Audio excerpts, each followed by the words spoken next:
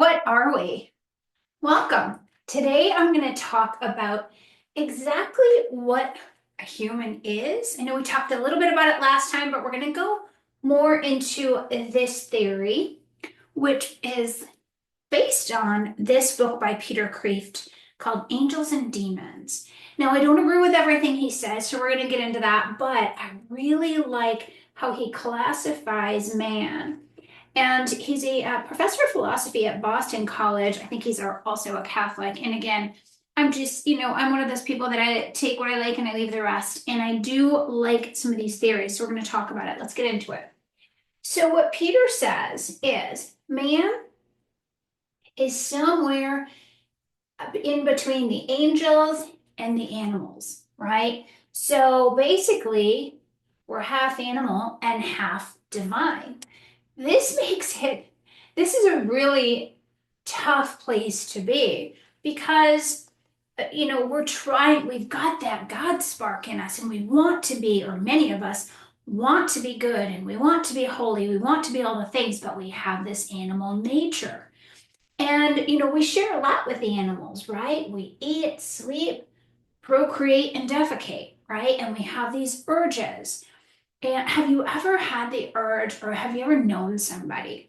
I was just talking to somebody the other day and I said, "Oh, what happened to your arm?" And he said, "Oh, I picked off my scabs." So he had some scabs. I think he injured his arm and then he picked off the scabs. And, that's an urge, right? And that's one of those things. It's kind of like, have you ever seen a dog lick their paw to the point where the fur comes off and they have what's called lick dermatitis and it's compulsory, they can't stop. Well, humans have a lot of that, right? Nail biting, picking things. One time I had a client, oh my goodness, this was years ago. She called and she said, "I can't make it to my appointment today." This was when I was practicing psychotherapy. She said, "I've picked my face too much and I just don't want to come out." And I said, "Oh my goodness, it can't be that bad. Here I am so naive." I said, "Just, clean it up and just come on in, throw on a hat, and nobody's going to notice." She comes to my office, and I kid you not, I've never seen anything like it in my life. Her face was one big open wound. It was completely red and bleeding, her whole face. I was devastated for her. I was so taken aback and was just like, okay, we got to figure this out, poor thing. Later, come to find out, her doctor had given her a prescription for Adderall and she was abusing the prescription. And so she had that compulsion to pick. She scarred her face, guys. It was horrible. It was so sad. But anyway, it makes the point of we have this animal nature, right? Sometimes we want to control what we eat, but we can't. Sometimes, there's so many of us out there who gamble. I've had several clients who have had gambling issues. The sex and pornography stuff. There's so many things, yelling and screaming, warring, fighting. These are all part of an animal nature, right? Even competition to a large degree is part of our animal nature. When you think about sports teams, what do we name our sports teams? The Bears, the Wolverines, and people even go to games and paint their face and they cheer, and it's very tribal. And the tribal part of us comes from this animal nature, thinking about packs, wolf packs, and everything. And I think there are a couple women out there who talk about being part of a wolf pack. And I think, yeah, right? Because that speaks to that animal part of us. And I always like what George Carlin said, never be part of a group that would have you as a member or something like that. Like, yeah, it's tribal. So as human beings, we're constantly battling, wanting to be divine and having to drag along our animal spirit with us everywhere we go. So back to Kreeft here. How he classifies angels. Now he says they're supernatural but sub-divine. I don't know if I quite agree with that because if you've ever been in the presence of an angel, they do feel quite divine. I mean, they're so full of love and grace. And they're created by God. So I think they're supernatural, but it's largely understood that angels don't create. That's not their role. That's not their job. However, God called human, he made humans to be able to create with him. Humans can procreate, right?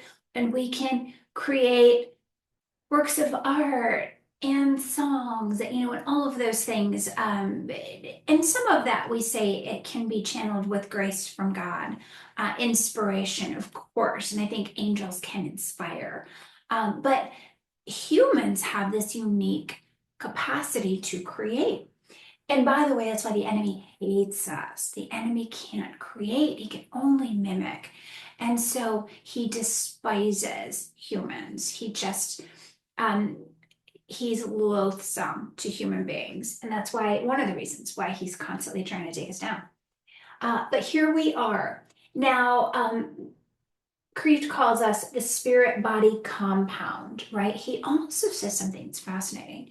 He says, we are little Christs, especially once we're redeemed, once we've dedicated our life to Jesus, once we've repented and truly trying to live that way, especially once we get to heaven, when we pass on from this realm, we are little Christs. And so it's our job to develop and expand that Christ seed in us, especially on this earth, so that we can fulfill our mission and do what God wants us to do here. Now, plants and minerals, this makes sense. The more dense we get, the more matter is contained, right? Minerals, rocks are heavy, they're dense. Some say they still have a consciousness. Otherwise, if they did not, that their molecules would disperse and they would cease to be. So a rock has a rudimentary consciousness. And this comes from one of my favorite books called The Power of Now by Eckhart Tolle. It is a wonderful book, except for a couple of sections, though I think he really misses the mark. And one of them being, as he says, never personalize Christ. And I counteract that with always personalize Christ, especially Jesus. Why? Because of what he did for us. I mean, he's a way shower. He gave his life for us. He came down and lived this dense 3D. I mean, Jesus is up here and he lowered himself and he, what's the word? Shrunk and densified himself to be able to exist in this 3D realm, number one, and then to do what he did and go through what he went through, all for humanity. How do we not personalize that? I mean, that is the most personal thing in existence for me. So Eckhart, I think Eckhart is brilliant. He's so full of presence. I could feel his presence when I was in the room with him years ago when I saw him speak. When he came out on the stage, I felt his presence. However, maybe, just maybe, he hasn't had that personal experience with Jesus for whatever reason. And he's more Eastern based, and I get that. However, at the end of the day, if you don't know, you don't know what you don't know. And when you've been in the presence of Christ, when you've felt that, when you've been in the presence of Jesus, when you've heard the voice, there's no coming back from it. So I say always, always, always personalize Christ. The other thing that Eckhart said, we're going down a rabbit hole here, but I need to mention it because the other thing he says in The Power of Now that I really disagree with is he says, why do you have to have a relationship with yourself? Why can't you just be yourself? Why do you have to love yourself? I've struggled with that for 2 decades, really contemplating it. The more I grow and the more I heal and the more I integrate and the more I, develop my Christ seed, do I need to have a relationship with myself? And I've come to the conclusion, yes, yes, I do. And not even myself, myselves. Because the book I wrote a couple years ago on trauma recovery called Uncaged, my theory about facet integration technique, is that we have many selves and we have to bring them all together and put them all in the same family and then eventually integrate them into the collective. And so, do I need to have a relationship with myself? Absolutely. And more than that, I need to have a relationship with all of myself. And the key to overcoming the self is to get to know all the different selves that live in there. If this is something, especially if you're a trauma survivor, if this is something that resonates with you, I will put a link below to the book. It was a life-changing realization for me. And by the way, how I even came up with that theory was one day I was praying. I said, all right, God, help me out. I've done all the things. I've done all the therapy. I've read all the books. I pray, I meditate, I, drink green smoothies, and I'm still suffering. What is it? Help me. And it was just one of those places where I was so humbled. I was like, I'm still suffering. I'm still, hooking up with people who aren't good for me. I'm still, just not healed. And it was just one of these things where it just came to me. It was just like, oh, wow. And that's why I said, God throws me a bone sometimes. He threw me a bone. He's like, oh, well, here you go. You got to find those hidden lost parts of yourself that I thought I had done with all the talk therapy. But no, because a lot of talk therapy talks about the inner child.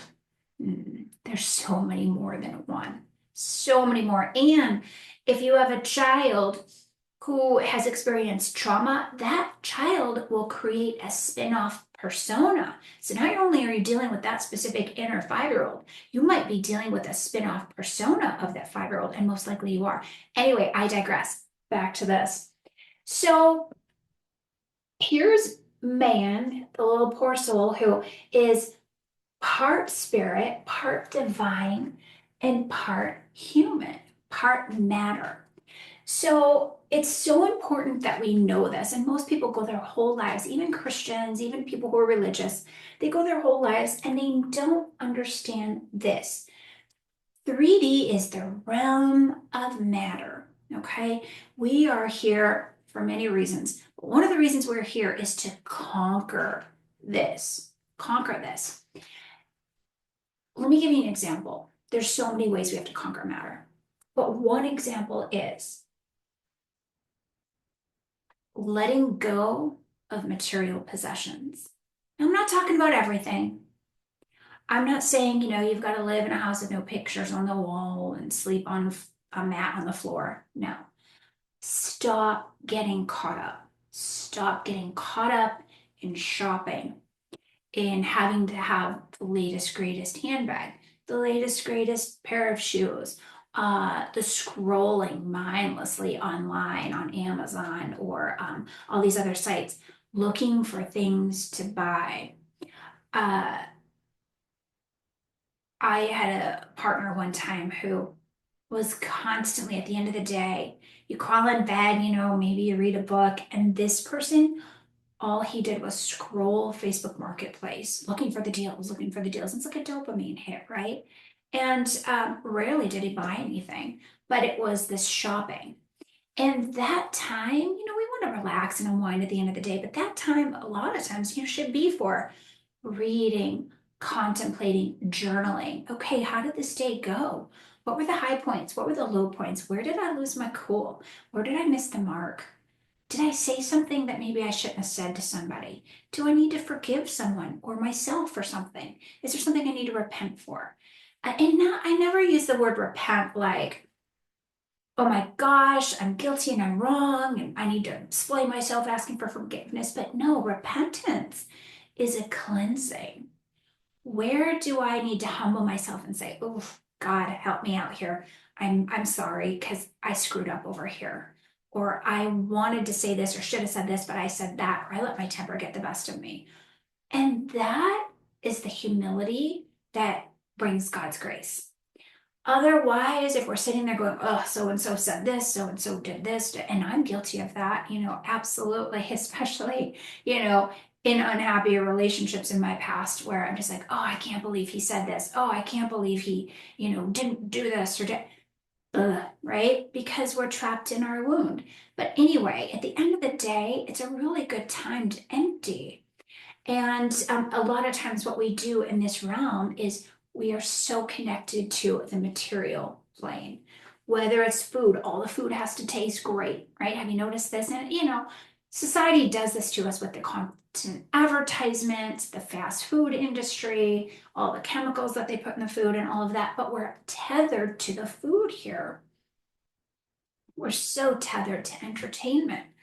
I think I was in the dentist chair not long ago, and the dentist was like, "Oh, what new shows are you watching?" I said, "None." At the time, there were none. I watch shows from time to time, but he goes, "What do you mean you're not watching?" I said, "No, I don't. I write books, I read, I do a bunch of things. I don't really have time to watch shows." He was like, and you know how when you're at the dentist, they're doing most of the talking because your mouth is open. He's going on and on. Well, I'm watching this one, and I'm watching this one, and I'm watching this one. I'm like thinking, good for you, but okay, just so attached to the material realm, right? The entertainment, the music industry, all of these different industries, right? They're speaking to our five senses. So if we want to not be trapped in this little matrix, this is probably what the matrix is right here, right? Is this trap. There's like this overlay that I talk about in some of my other videos, right? It's a haze. And this is where we get deceived, right? And all of the things that keep the five senses energized or occupied or weighed down. But the more they do, the more we're literally weighed down. And here's an example. Look at society. Over 2/3 are overweight. Literally, we're weighed down. Okay. Now, when we're weighed down, we don't conduct electricity very well. And that means we don't hear the voice of God as well because we're too insulated, literally insulated. And in order to commune with God and be connected, we have to be as light as possible. The lighter we are, the more we're going to be able to connect, to hear God's voice, to experience the supernatural, to have a little bit of that 5D or that divine realm come in and visit us. Okay. So that is the quest. That is the quest of man, is to become more this and less this. Now, does that mean we're ashamed of this? No, but we are ashamed, right? What do? We wear deodorants. We're so worried about smelling. We put perfume on anything. We comb our hair. Um, we put on clothes. We do all the things to pretend we're not part of this. Okay. We do all the things. And I'm not saying some of those things are bad. I mean, I wear deodorant. I, put clothes on, I do my hair. I try to make things look nice. However, we get so wrapped up in the fact that we are not animals, and it comes out sideways. And how it comes out sideways a lot of times is through our entertainment, right? Football games, but look at all the violence in the movies and violence in video games, right? Because we are sublimating this so much. And that's an old Freudian term, which means we take something and basically completely deny it and turn it into its opposite, right? I'll give you an example of this. Years ago, I had foot surgery. It's like over 2 decades now. But I went in and I met this surgeon who was so nice. He had this really sweet, calm demeanor. He's an attractive guy. I felt so safe in his presence. I was like, yeah, this guy can operate on my foot. I feel great. The morning of the surgery, I roll in and I'm in the bed, and I think they gave me something just to relax me. They didn't give me any anesthesia yet, but they roll me in. This guy has a light on his head. He's blaring, I think it's a Bach, some heavy duty classical music. And he's got a wild look in his eye. And he's like, "Are you ready to get cut open today?" And he looked like a completely different person. And I had like a little panic in my chest. I was like, this guy. And then all of a sudden they're giving me the medicine. I just said a prayer like, okay, I hope I come out of this all right. And he did great. The surgery went great, but it made me think of, that old Freudian term of like, I wonder if he had come from like a different background, or maybe he really liked to cut people open. And, since unaliving isn't acceptable in our society. He turned it into becoming a surgeon. And that would be a good example of somebody who's sublimating versus somebody like a Jeffrey Dahmer who's out there, chopping heads off. So anyway, we sublimate this animal nature and it comes out. It comes out sideways. For men, it comes out oftentimes as a lot of aggression. And that's why, especially with alcohol, right? Alcohol takes us out of here, drops us into here so fast. I mean, before you even can blink. And so that's why there's a lot of bar fights. That's why a lot of abuse happens when there's alcohol involved, those kinds of things. And so men typically get aggressive. Women can get aggressive too. Women tend to become animalistic by being tribal with cliques, with gossip, all of those things. Women can be just as vicious sometimes, but men typically have that more aggressive stance. So at the end of the day, oh, and there's a whole subculture too about harming children, trafficking, all of that. Very much uh, that people are not getting in touch with their divine spark, their God spark, and they're living in their animal nature. I mean, some things people do are just so yucky, so disgusting. And, here they are. So, what that means is they're going to be stuck here. And when somebody is living down here, when they decease, right? Do you think they're going to be ascending? They're not going to be ascending. And it's my theory that the enemy is able to trap them to coming back here, to coming back to the earth because they're so tethered. Oh, let's have another life here where you can eat more cheesecake or you can look at more nasty things online. They get tethered. The whole goal is to untether. Now, I talked about this a little bit last week. A lot of this is based on covenants and contracts. And when we come down here, and there's so much that the Bible talks about. There's some things that the Bible doesn't really talk about. And this is one. When we come here, we come with lots of agreements, but we also come with the veil. The veil is of forgetfulness. And that means that we don't remember who we were before. We don't remember necessarily our mission. And we have to go through the quest of finding it all out, right? Some of us are good at it, some of us not so good. Well, with this here, the more people aren't praying, meditating, wanting something better, trying to communicate, trying to trying to overcome themselves, then the enemy has contractual rights to that person. And it's my humble opinion that those contractual rights are to keep them suppressed in the matrix, to prevent them from waking up. When somebody wakes up, they start to see all around them how much everything is an illusion and how much there's hidden symbols in just about everything that we experience. And so many of you are already awakened to this somewhat, right? Because we watch the Disney movies and we see all of the hidden messages. We see them. And we see those, especially when people point them out, scroll through Instagram, we see them like, oh my gosh, I saw one the other day. It was like, I didn't know that one existed. I thought I knew most of them. But when you turn on the news and you hear the same soundbite that 100 other news stations have used, they've said the same thing, the verbiage is the same and the stories are the same, and there's intonations in the voice that are the same, right? Have you ever heard a newscaster speak? they don't sound like a regular human, right? They enunciate certain words, and it's all hypnotic, by the way, and they show certain images. Do you remember years ago, remember when I was a little girl, this was like 70s, early 80s. I remember that they used to flash image of Coca-Cola during a movie, just really quick to where your eye wouldn't catch it, but your subconscious would, and then you'd want to go get a Coca-Cola.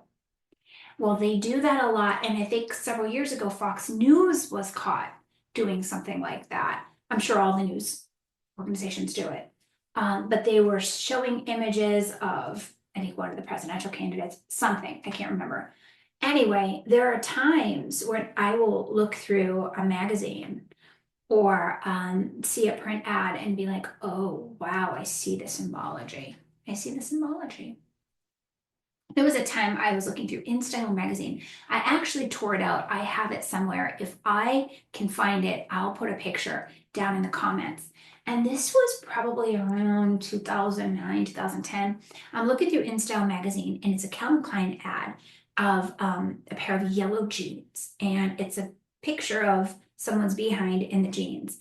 And I'm looking at the shadowing, and I instantly saw underneath one of the cheeks, I instantly saw a phallus in, like flesh color up against this yellow.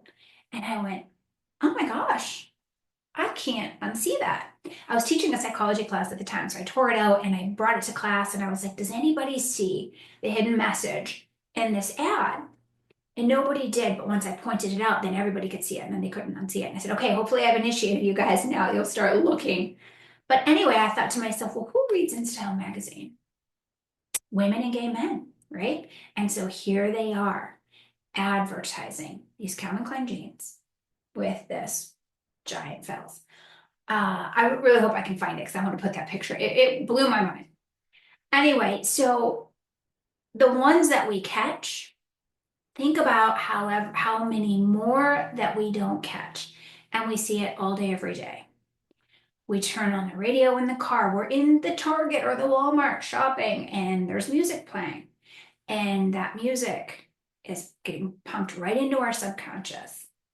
And some of the songs that I hear when I'm shopping, I'm just appalled. I'm like, how in the world did this make it onto this playlist? I'm just shopping for, Kleenex. And I'm listening to garbage, literal garbage, Cardi B stuff in the Target, in the Walmart. Come on. Anyway, that keeps us here. When we watch certain entertainers like Beyonce, Jennifer Lopez, Shakira, and all of the shaking and the gyrating that they do, that keeps us here in our animal nature, in our lower chakras, which, yes, I'm a Christian, and yes, I believe in chakras, and I will be talking about those in a later lecture. But yes, we do have energy centers, and it's not demonic to think so.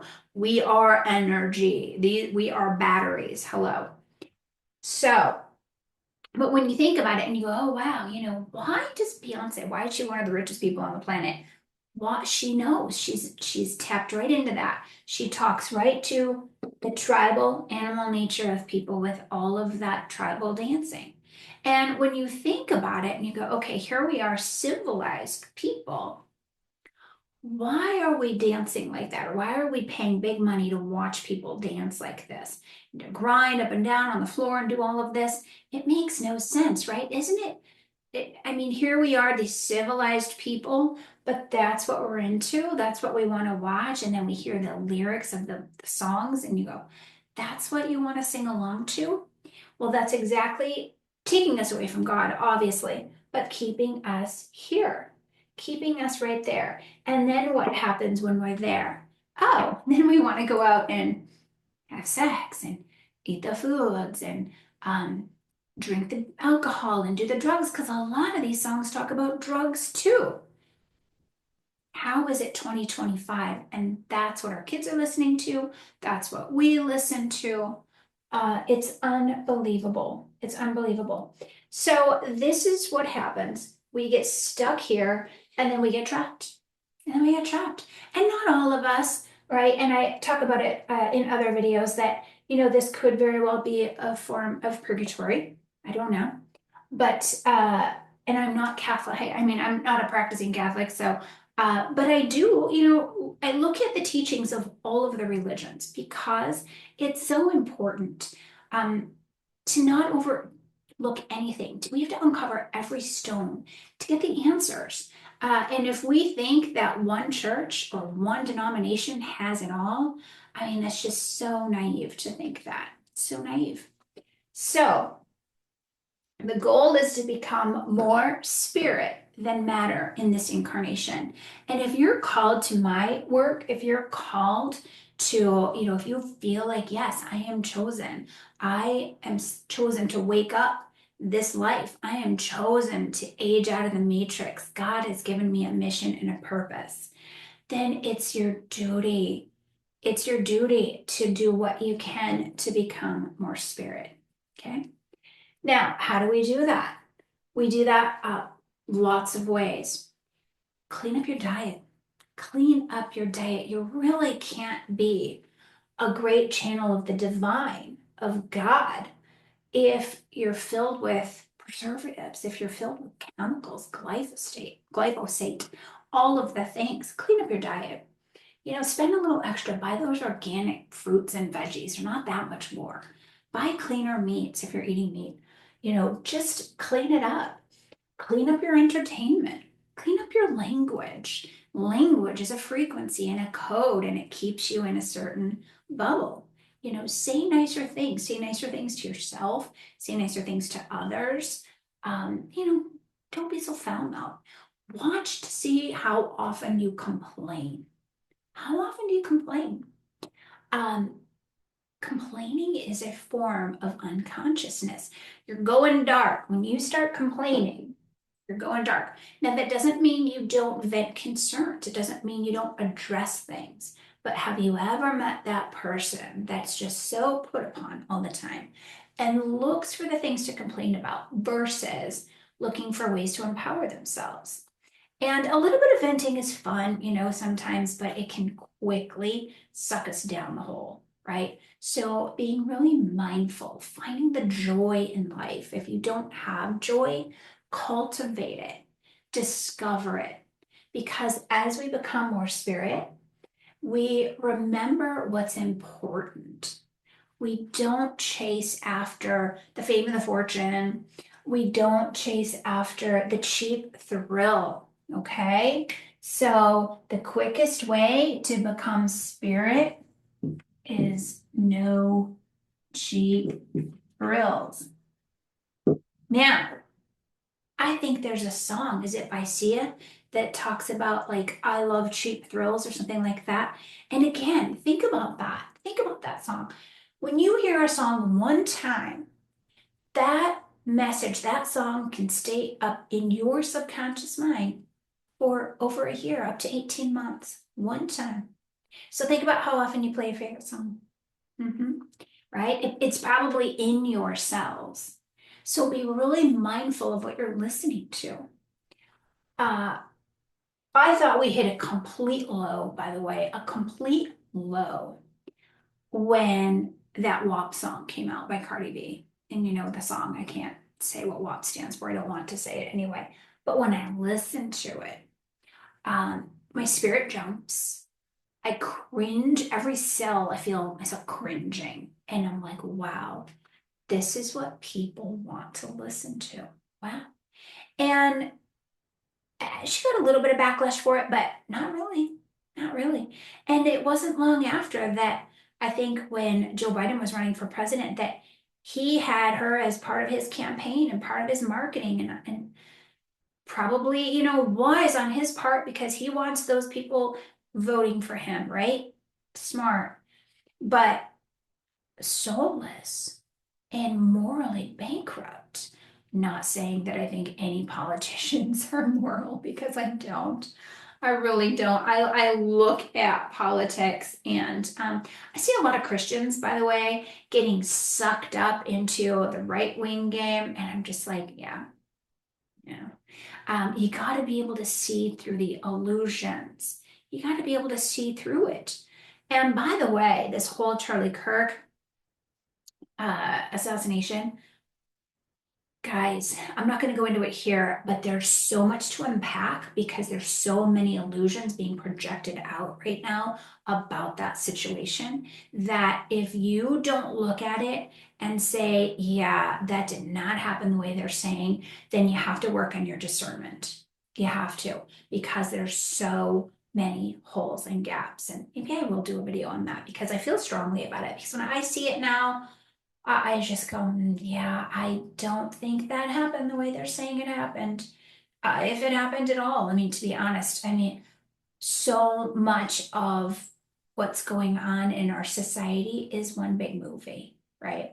Plato talked about that thousands of years ago, right, with his analogy of the cave, where he says people are, he tells the story, the allegory, I think, of the cave, where people are in the cave watching images and shadows on the cave wall.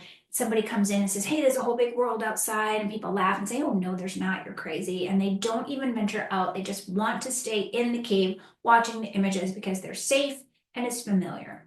Okay. Think about it. If you really thought about how everything you know is a lie to some degree, it's an illusion, I mean, it would probably dismantle your whole sense of self, which would be good in a way because then you would rebuild. But for the average person, that is terrifying. It's terrifying. So for you here watching this, you know that you're way beyond that, right? You would have tuned out from me a while ago. So you know you're on the path. Uncover the illusions. This is why sometimes, I mean, years and years ago, there were some things that took place. I'm not going to mention it here. Some events in this country that took place, and instantly I was like, yeah, no, there's something up with that. One in particular, maybe I'll have the courage to talk about it down the road. I don't really want to talk about it now. I'll get a lot of hate and probably taken down. But there was something that happened a while back, maybe a little over a decade ago. And I just said, no, something is up, something is wrong with this. And I put hundreds of hours of research into trying to come up with the truth.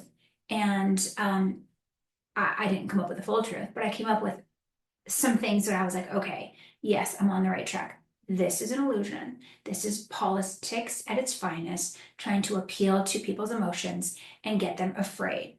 Okay. So this brings me to my next point.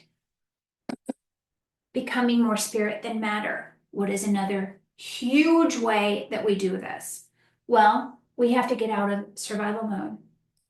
Okay. So in order to do that, we have to relinquish fear. I mean, relinquish fear. This is not easy, folks. This is not easy, but it's necessary. And it's an ongoing journey, right?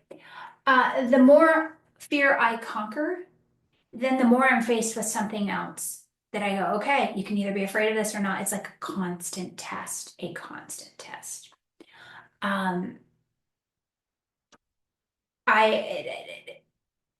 One of the things, I'm trying to figure out how to say this properly. One of the things I'm going to get into down the road is the importance of ritual, because one of the most powerful things a ritual can do for you is to break a spell that you're under and to change a code, upgrade a code, get rid of a bad one and put in a new one. And some religions have this really dialed in. The Catholics have rituals for everything, right?